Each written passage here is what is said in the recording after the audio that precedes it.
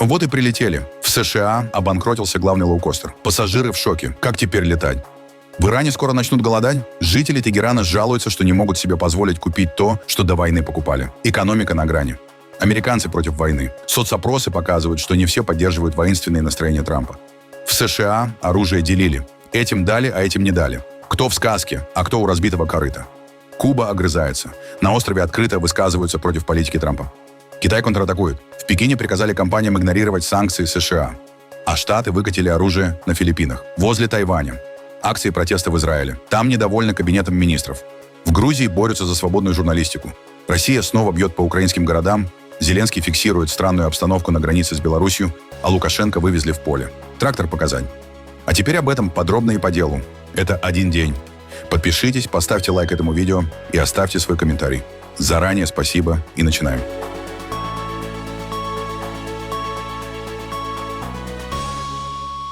Иран снова допускает возобновление войны с США. После того, как Дональд Трамп отверг последнее предложение Тегерана по прекращению конфликта, высокопоставленный иранский военный заявил: новый виток столкновения возможен. Об этом пишет CNN.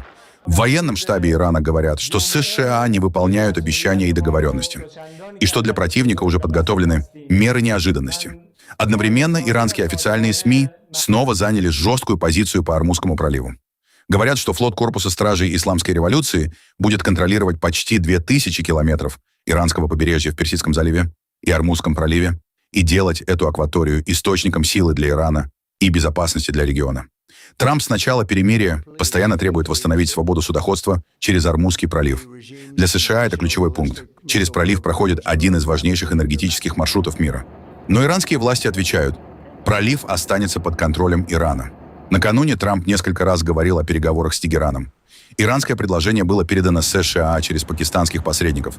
Но президент США заявил, что оно его не устраивает. По словам Трампа, Иран хочет сделки, но Вашингтон пока недоволен условиями. Он также усомнился, что иранское руководство вообще способно принять единое решение, заявив о сильном разладе внутри власти. Позже, уже во Флориде, Трамп добавил, что США, возможно, будут в лучшем положении, если сделки с Ираном вообще не будет. По его словам, эта ситуация длится слишком долго. На этом фоне перемирие все больше выглядит не как завершение войны, а как пауза перед новым решением. Либо сделка по Ормузу, ядерной программе и гарантиям безопасности, либо новая эскалация. На площади в Тегеране появился новый билборд. Ормузский пролив и заклеенный рот Дональда Трампа. Надпись на грани. Но на улицах говорят не только о политике. Люди говорят о ценах. Иранцы рассказывают, что за последние недели инфляция стала еще ощутимее. Дорожает все. От яиц до машин, золота и доллара. У обменников люди смотрят на курсы валют. В руках пачки наличных. В магазинах и кафе обсуждают проблемы. Формально есть перемирие, но легче от этого не стало. Прекращение огня стало состоянием подвешенности. Экономическое давление, блокада и санкции продолжают бить по обычным людям. Простые иранцы говорят жестко. Даже если война закончится, восстановление экономики может занять от 10 до 15 лет. Ведь и до перемирия экономики почти не было. А теперь стало еще хуже. На фоне этого переговоры снова буксуют. Иран передал США новое предложение, но Дональд Трамп заявил, что им недоволен. Тегеран говорит, что готов к дипломатии, если Вашингтон изменит подход. А пока Ормузский пролив остается ключевой точкой кризиса. Иран продолжает блокировать движение через пролив, США блокируют экспорт иранской нефти, нефть дорожает, а внутри Ирана люди каждый день видят это не в заголовках, а на ценниках. Мы видим инфляцию, которая, особенно за последнюю неделю или две, создала тревогу среди людей, выбила их из равновесия и заставила их бояться.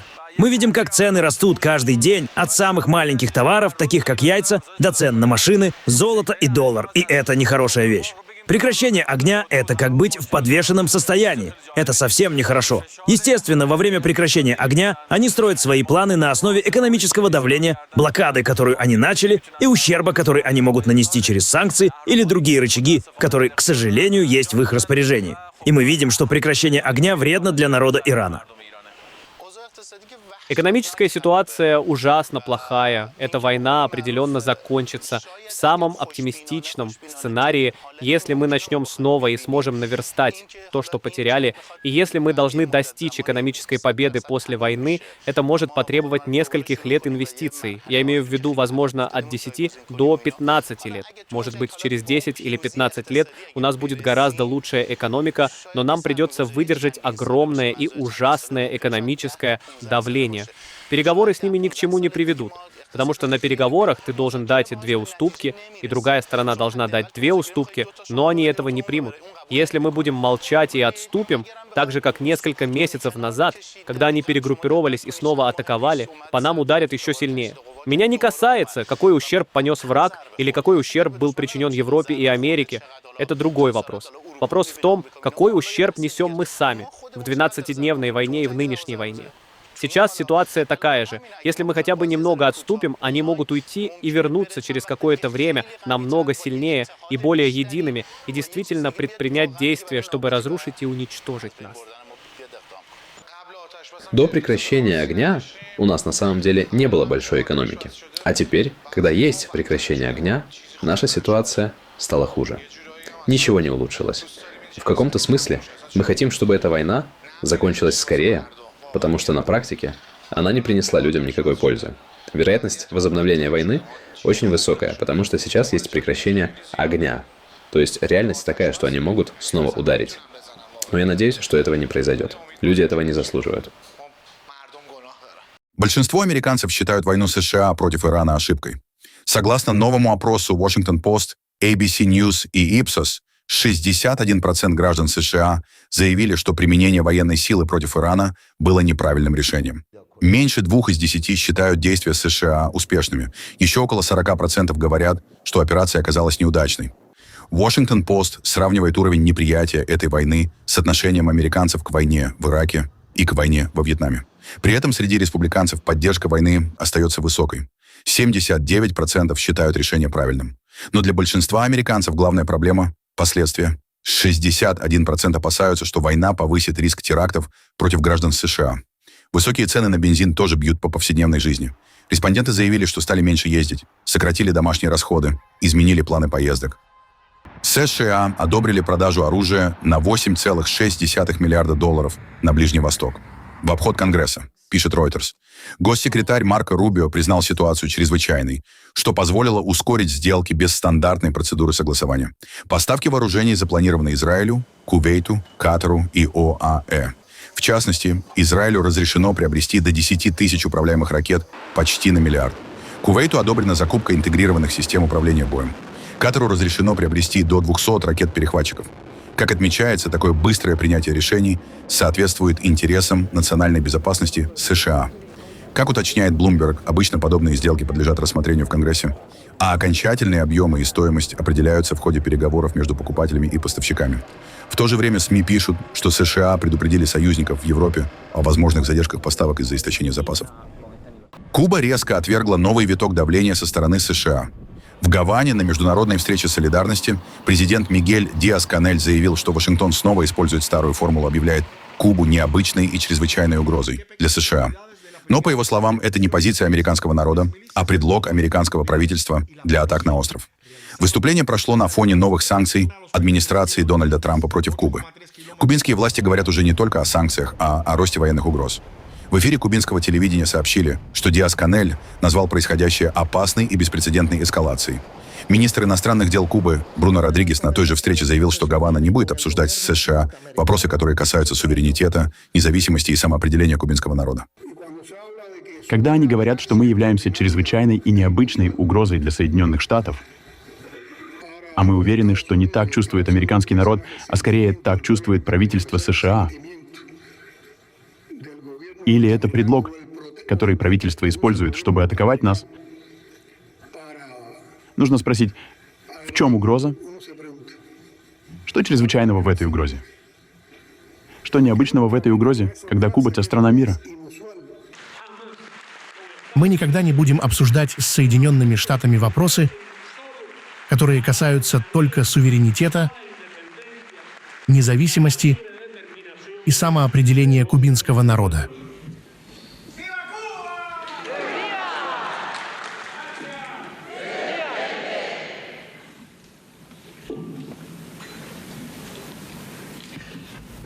Я могу заверить вас, что мы продолжаем и будем продолжать бороться, мечтать и оставаться приверженными постоянному совершенствованию нашего социалистического проекта.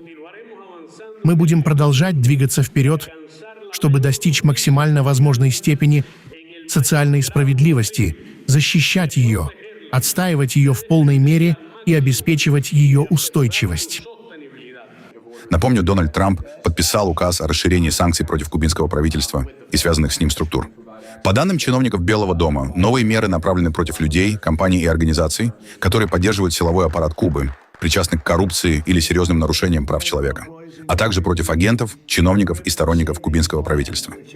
Пока не ясно, кто именно попал под санкции, но в тексте указа говорится, что ограничения могут применяться к любому иностранному лицу, работающему в энергетике, обороне, металлургии, горнодобывающей отрасли, финансовом секторе, сфере безопасности или в любом другом секторе кубинской экономики. Для Кубы это новый удар в момент, когда остров уже переживает тяжелый энергетический кризис. В марте национальная энергосистема дважды выходила из строя. Миллионы людей оставались без электричества, воды и нормального доступа к базовым услугам. Знаете, всю свою жизнь я слышал о Соединенных Штатах и Кубе. Когда Соединенные Штаты это сделают, я действительно верю, что мне выпадет честь взять Кубу. Это большая честь. Взять Кубу в какой-то форме. Я имею в виду, освобожу ли я ее, возьму ли.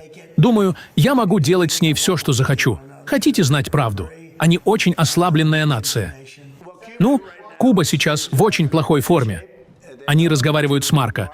И мы очень скоро будем что-то делать с Кубой. В США обанкротился самый дешевый авиаперевозчик.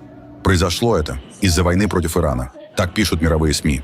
Spirit Airlines прекратила работу. Самолеты компании больше не выполняют рейсы. Колл-центры закрыты. Стоек регистрации фактически нет. Сотрудников для помощи пассажирам в аэропортах тоже. Тысячи пассажиров застряли в аэропортах. На фоне краха Spirit другие бюджетные авиакомпании просили у администрации Трампа создать фонд помощи на $2,5 миллиарда из-за высоких цен на авиатопливо. Но помощь пока не дают. Spirit стала первой крупной жертвой авиаотрасли, связанной с ростом цен на топливо во время войны с Ираном. Остановка компании ударит по тысячам рабочих мест. И по пассажирам, которые остались с отмененными билетами. Всего было отменено 277 рейсов Spirit внутри США и за их пределы. Закрытие означает, что регион и вся страна лишатся одного из самых дешевых вариантов перелетов. В пресс-релизе авиакомпания сообщила, что у нее не осталось иного выбора, кроме как закрыться, после того, как резкий скачок цен на топливо свел на нет все ее усилия по реструктуризации. Это был неожиданный поворот. В марте Spirit заключила соглашение с держателями облигаций, которое, по мнению руководства, должно было позволить авиакомпании продолжить работу.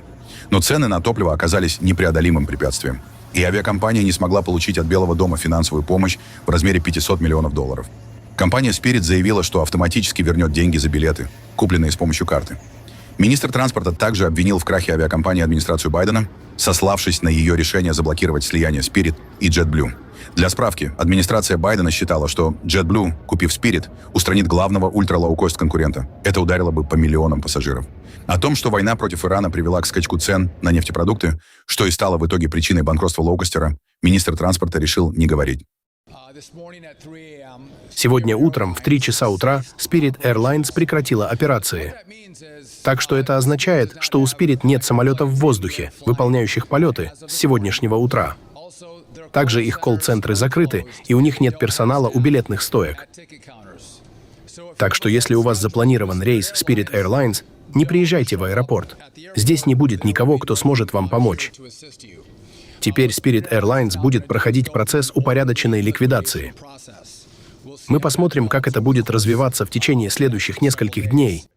Теперь вы слышали, что другие авиакомпании говорили о запросе спасательной помощи на $2,5 миллиарда.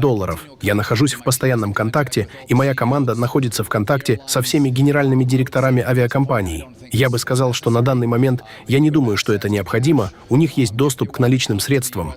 Если они хотят прийти к правительству США, мы были бы кредитором последней инстанции. Если они могут найти доллары на частных рынках, я думаю, это лучше для них. Но в итоге, после сегодняшнего дня, я думаю, мы увидим более сильный конкурентный рынок в нашей авиационной отрасли, и мы продолжим смотреть на цены, мы продолжим смотреть на наши поставки энергии, наши поставки авиакеросина, и когда мы смотрим вперед, мы будем стараться принимать лучшие решения. Китай официально пошел в контратаку против санкций США и запретил своим компаниям их выполнять. Министерство коммерции КНР объявило: Любые ограничения, введенные Вашингтоном против 5 китайских нефтехимических компаний, не признаются, не исполняются и не должны соблюдаться. Речь о компаниях, которые США включили в санкционный список за предполагаемые сделки с иранской нефтью. Среди них крупные игроки отрасли. Американские меры включают заморозку активов и запрет на любые финансовые операции с этими компаниями. В Пекине заявляют, это давление незаконно. По версии китайской стороны, США вмешиваются в нормальную торговлю китайских компаний с третьими странами и нарушают международное право. В ответ Китай задействовал собственные правила, фактически запретив бизнесу подчиняться американским санкциям. Власти КНР подчеркивают, страна последовательно выступает против односторонних санкций без одобрения ООН. При этом в Пекине отдельно заявили, что новые меры не повлияют на выполнение международных обязательств Китая и не затронут права иностранных компаний, работающих в стране. Министерство добавило, за подобными действиями США будут внимательно следить и при необходимости готовы отвечать дальше. Фактически это очередной виток экономического противостояния между США и Китаем, теперь напрямую завязанный на иранскую нефть и санкционную политику. США и Филиппины развернули противокорабельную ракетную систему на северных островах Филиппин, рядом с Тайванем. Речь о наземном комплексе морской пехоты США, который предназначен для поражения кораблей. Его показали на аэродроме в самой северной провинции Филиппин. Это часть ежегодных совместных учений. Они проходят с 20 апреля по 8 мая, и в этом году собрали рекордное число стран-участниц. Филиппины, США, Австралию, Новую Зеландию, Японию, Канаду и Францию. Система важна именно для обороны побережья. Она может отслеживать, брать на цель и сдерживать вражеские военные корабли. Для США и Филиппин это способ усилить контроль над важными морскими путями в регионе. Место тоже принципиальное, недалеко от Тайваня. То есть учения проходят в зоне, где любое военное движение сразу считывается как сигнал Китаю. Пекин уже отреагировал. Китайские военные заявили, что их флот и авиация провели патрулирование боевой готовности в районе рифа Скарборо в спорной части Южно-Китайского моря. В Тель-Авиве израильтяне вышли на акцию против правительства Биньямина Нетаньяху. Протестующие требовали остановить конфликты, в которые втянут Израиль, и обвиняли правительство в том, что оно держится за войну, как за способ выживания. На акции были израильские флаги, барабаны, плакаты против Нетаньяху и министра нацбезопасности. Один из участников держал карикатуру, где Дональд Трамп играет на флейте, а Нетаньяху изображен коброй. Акция прошла на фоне шаткого прекращения огня с Ираном и продолжающихся боев между Израилем и Хезболлой, несмотря на отдельное перемирие при посредничестве США, которое действует с 16 апреля и продлено до середины мая.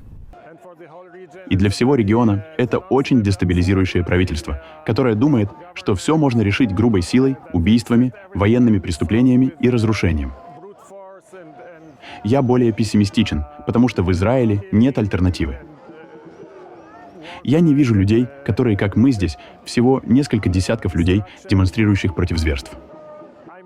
Мы как будто зависимы от войны, бомб и разрушения, и нам даже все равно на законы войны. И это вот что так, я думаю, у меня очень мало надежды. Потому что я не вижу никакой альтернативы ни в оппозиции, ни в избирателях. Я здесь сегодня вечером, потому что это правительство хочет, чтобы некоторые люди не служили в армии, а вместо этого отправляет моего сына и других людей в бой. И также это правительство несет ответственность за то, что произошло 7 октября 2023 года. И им все равно, что происходит. Им важно только выжить. Тем временем на границе Израиля и Ливана снова видны взрывы, дым и движение военной техники. Израильская армия продолжает операцию на юге Ливана, несмотря на перемирие с Хезболлой. Хезболла, которую поддерживает Иран, продолжает атаки дронами и ракетами по израильским военным в Ливане и по северу Израиля. Израиль, в свою очередь, продолжает наносить удары по югу Ливана. Обе стороны обвиняют друг друга в нарушении режима прекращения огня. Перемирие остановило удары по Бейруту и его южным пригородам, но не остановило войну на других участках Ливана. Премьер-министр Японии Санае Такаити встретилась в Ханое с президентом Вьетнама Толамом. Визит проходит на фоне роста цен на нефть и перебоев в поставках из-за конфликта на Ближнем Востоке. Вьетнам ищет поддержку у Японии и других партнеров, чтобы обеспечить стабильные поставки топлива. По итогам визита Вьетнам и Япония подписали 6 соглашений. Они касаются инфраструктуры, климата, сельского хозяйства, технологий, цифровизации и даже сотрудничества в космосе. Для Ханоя это важная страховка в момент, когда война на Ближнем Востоке давит на цены и нарушает цепочки поставок. Для Японии – способ укрепить влияние во Вьетнаме и в Индо-Тихоокеанском регионе. Япония остается одним из крупнейших иностранных инвесторов во Вьетнаме. В В стране работают крупные японские производственные компании. Ранее я встретилась с премьер-министром Хунгом, и мы подтвердили наше сотрудничество, чтобы вместе сделать Японию, Вьетнам и Индо-Тихоокеанский регион сильнее и более процветающими. В экономической сфере мы договорились углублять сотрудничество в области экономической безопасности, а также в энергетике, критически важных минералах, искусственном интеллекте, полупроводниках и космосе как новых приоритетных направлениях двустороннего сотрудничества. Что касается региональных международных дел, помимо ситуации на Ближнем Востоке, мы обменялись мнениями по различным вопросам в Индо-Тихоокеанском регионе, включая Южно-Китайское море, ядерно-ракетную проблему и ответ на Северную Корею, включая вопрос похищений. А в Токио в то же время прошла акция против политики правительства. Гражданские активисты требовали сохранить пацифистскую конституцию Японии и остановить курс, который, по их словам, ведет страну к милитаризации и росту напряженности в регионе. Повод для тревоги – последнее решение японских властей. В апреле правительство пересмотрело правила передачи оборонного оборудования и технологий. Раньше экспорт вооружений был ограничен 5 категориями небоевого оборудования. Теперь эти ограничения ослаблены. Еще один спорный шаг – законопроект о создании Национального разведывательного совета и Национального разведывательного бюро. Это должно стать первой централизованной разведывательной системой Японии со времен Второй мировой войны. Критики считают, что Япония все дальше отходит от послевоенного пацифистского курса. В Тбилиси прошла акция в защиту СМИ. Митинг приурочен ко Всемирному дню свободы прессы. Организаторы говорят о системном давлении на медиа. За последние годы журналисты в Грузии все чаще сталкиваются с нападениями, угрозами, дискредитацией и уголовным преследованием. Участники акции требуют безопасной работы СМИ, освобождения задержанных журналистов и соблюдения права общества на достоверную информацию. Символом сегодняшнего протеста стала журналистка Мзия Маглабели, лауреат премии Сахарова, которая остается в тюрьме с начала 2025 года. Журналистка была приговорена к 2 годам тюрьмы за пощечину начальнику полиции Батуми во время спора на акции протеста. По информации журналистов, за первые 4 месяца 2026 года в Грузии зафиксировано до 60 случаев нападений, угроз и давления на журналистов. В Харькове спасатели тушили пожар на автозаправке после российской атаки дронами. По словам главы области Олега Синегубова, в результате удара повреждены сразу 4 АЗС и жилой дом. Пострадали 6 человек. Местные жители говорят, что боятся жить рядом со станциями после такого удара. На соседней заправке также заметили части дрона, который не взорвался. Это уже не первая атака по заправкам в Харьковской области за сутки. 1 мая российские дроны ударили еще по 4 в Харькове и 1 в Чугуеве. Тогда пострадали 2. Боялись, чтобы наши ничего не затронуло. Да, я уже видел, и рядом у нас тоже. Мы не знаем, что нам теперь делать. Вообще опасно. Как это? Почему? Ну вот, заправка наша тоже. А вот наш дом рядом. Сколько тут метров? И что мы будем делать? Если у нас взорвут, мы бы хотели еще пожить. Украина зафиксировала необычную активность на границе с Беларусью. С их стороны. Об этом заявил Владимир Зеленский в обращении. Также президент сообщил о разговоре с премьер-министром Словакии Робертом Фицо. Вчера была довольно необычная активность вдоль украинско-белорусской границы, с белорусской стороны. Мы внимательно следим за ситуацией, держим все под контролем и будем реагировать, если понадобится. Украина готова защищать своих людей и свой суверенитет. Это нужно понимать всем, особенно тем, кого втягивают в какие-либо агрессивные действия против Украины. Я только что провел хороший разговор с премьер-министром Словакии Робертом Фицо. Мы ценим, что Словакия сделала шаги для разблокирования европейского пакета поддержки Украины и 20-го пакета санкций против России. Нам нужно иметь сильные двусторонние отношения со Словакией, даже когда могут быть различия во мнениях. Мы обсудили возможность встречи и сотрудничества на межправительственном уровне. Я поручил своей команде проработать все детали. Премьер Словакии Роберт Фицо заявил, что, несмотря на разногласия по некоторым вопросам, он и президент Украины Владимир Зеленский заинтересованы в дружеских отношениях между странами, а также, что мирное соглашение в войне с Россией невозможно без согласия Украины. Об этом Фицо написал на своей странице в Facebook после телефонного разговора с Зеленским. По словам Фицо, во время разговора они договорились, что кратко встретятся на саммите Европейского политического сообщества. При этом Фицо планирует поехать в Москву, посмотреть парад 9 мая. Чехия разрешила ему пролет через свое воздушное пространство. Ранее Эстония, Литва и Латвия дали понять, что закроют свои воздушные пространства для борта премьера. Лукашенко все о мире, о мае да о труде. Александр Григорьевич поехал смотреть тракторы. Новые. «Ну что за чудо-трактор ты обещал?» С такими словами по приезду на поле в Минском районе Александр Лукашенко обратился к премьер-министру. Тот с гордостью представил экспериментальный образец. Впрочем, это не помешало уже сейчас нацепить на трактор красно-зеленые флаги и продемонстрировать правителю лихой заезд по полю. Лукашенко восхитился и сравнил технику с космическим кораблем. Подозвал механизатора, а тот возьми да скажи, что руки еще надо приложить, что-то настроить. А так трактор неплохой. Вот такой прорыв в развитии тракторостроения. В конце, по традиции, задачи и строгие предупреждения. Предупреждаю категорически, вот публично тебя и министра по поводу качества. Упаси вас, Господь, у вас будет некачественная техника. Да и вся техника, и там 150-е, и еще какие-то там. Это уже отработанные должны быть, они должны работать 10 лет без обслуживания даже. Поэтому техника должна быть качественной. Уделите этому особое внимание. Горбатый кит, который почти 2 месяца оставался у берегов Германии в Балтийском море, наконец отправился на свободу. Кита, которого в СМИ прозвали Тимми, буксировали в сторону Атлантики на плавучей барже. На кадрах видно, как кит уплывает. Рядом идут спасательные суда. В какой-то момент он всплывает, выпускает фонтан воды и исчезает в открытом море. История началась еще 3 марта, когда кита впервые заметили в порту. После этого стартовала долгая спасательная операция. Животное нужно было вывести из Балтийского моря и направить туда, где у него больше шансов выжить, к Северному морю и дальше в Атлантику. Перед выпуском спасатели установили на кита трекер. Это редкий случай, когда история с застрявшим китом заканчивается не трагедией, а шансом на возвращение домой. В Сеуле сотни людей пришли в парк у реки Хан, чтобы посоревноваться в сне. Городские власти провели ежегодный конкурс короткого дневного сна. Участникам нужно было прийти уставшими, сытыми и в костюмах. Люди спали на мягких креслах, мешках, прямо на траве. Организаторы проверяли, насколько глубоко спят участники. Измеряли пульс, наблюдали за состоянием и даже щекотали их пером, чтобы проверить реакцию. Для Южной Кореи это не просто забавный конкурс. Страна считается одной из самых перерабатывающих и недосыпающих. Победителем стал мужчина старше 80 лет. Второе место занял офисный работник, который пришел на конкурс после командировки и долгой дороги. Главная идея мероприятия простая. Если люди не успевают нормально отдыхать, им хотя бы дают официальное место и время, чтобы выспаться. Пусть даже на 1,5 часа и под взглядами жюри. Обычно я плохо сплю.